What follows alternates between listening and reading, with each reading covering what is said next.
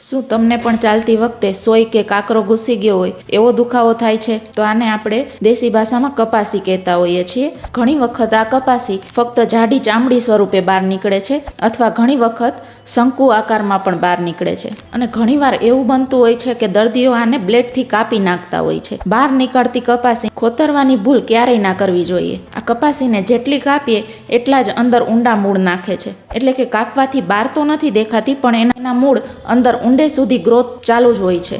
આ કપાસી બીજું કાંઈ નથી, ચામડી જ છે, પણ ટાઈટ ચપ્પલ પહેરવાથી અથવા ખોટી ચાલવાની રીતના લીધે, સતત ઘર્ષણ અને ઇરિટેશનના લીધે સ્કિન જાડી અને કઠણ થઈ જાય છે અને શંકુ આકારમાં આગળ વધે છે. એના લીધે નર્વ પર દબાણ આવે છે. એના લીધે સોય કે કાકરો લાગતો હોય એવું દર્દ થાય છે. જો આ કપાસી સામાન્ય હોય તો એનો ઈલાજ તમે ઘરે જ કરી શકો છો. એના માટે તમારે લસણની કળીને વાટીને એની અંદર હળદર મિક્સ કરવાની છે. પછી આ પેસ્ટને રાત્રે 10 મિનિટ સુધી ગરમ પાણીમાં પગ પલાળીને પછી આ પેસ્ટ લગાવી દેવાની છે અને એના ઉપર પાટો બાંધી દેવાનો છે. એનાથી શું થશે કે લસણની અંદર આવેલું તીવ્ર એલિસિન અને સલ્ફર છે એ આ કઠણ થયેલી ડેડ ટીસ્યુને બાળશે અને હળદર દુખાવો અને સોજો ઓછો કરશે. એનાથી મૂળ નરમ થઈ જશે અને કપાસી બહાર નીકળી જશે. અને જો આ કપાસી સામાન્ય નથી અને વારંવાર થતી હોય અને વધારે તકલીફ આપતી હોય તો એના માટે ડૉક્ટરની સલાહ લેવી બહુ જ જરૂરી છે. હોમિયોપેથીમાં આ કપાસી માટે યોગ્ય મૂળ કારણ સમજીને